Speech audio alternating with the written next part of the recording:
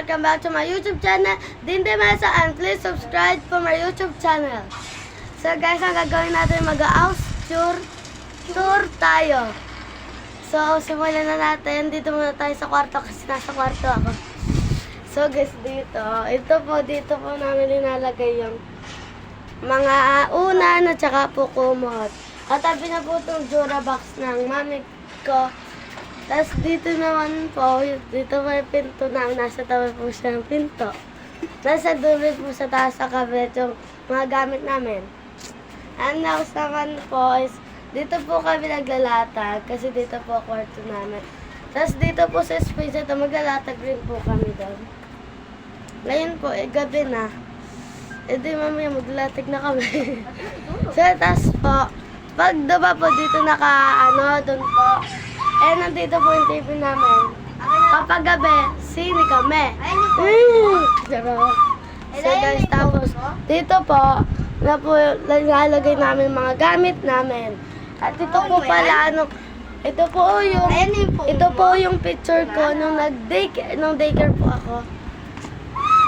Ayan po. Tapos ito po nung 3 birthday po ng kapatid ko. Ito po siya, oh. Hello! Hello ka. Yun po siya. Tapos ito po. Tapos dito po yung mga gamot. Basta iba po. Pati po dito. Ito naman po yung alkansya ko. So, konti pa lang po siya. Ito naman po yung mga gamit rin po. Mga charger. Mga gamit. Tapos dito po mga pampers, mga napkin. Ganun po. Tapos dito naman po yung alkansya ng kuya ko. At ito po, nung ginamit na po ng kapatid ko, nung August 16, nung birthday niya po, nung 3 po siya. At ito po yung bag ng mami ko. So guys, at tas, sa kusina naman po tayo. So magsimula po tayo dito sa may pinto.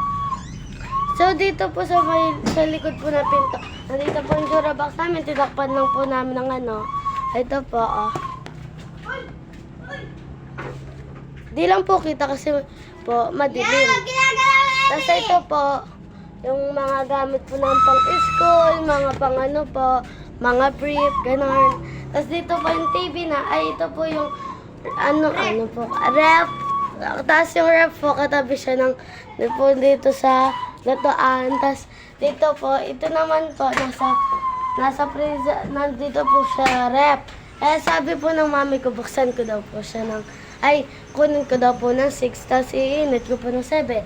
At dito naman po, sa may bubble po meron po tubig, at nandito po yung tasa, baso, tsaka po mga plato, tsaka po yung mga basta mga, tapos dito naman po, ito po yung lamesa na, pinapatong po namin iba dyan, tapos ito naman po, pinatong po dito ng kuya ko, kasi gusto niya po yata gamitin. Sorry po kung mabilis po ako magsalita, okay na yun.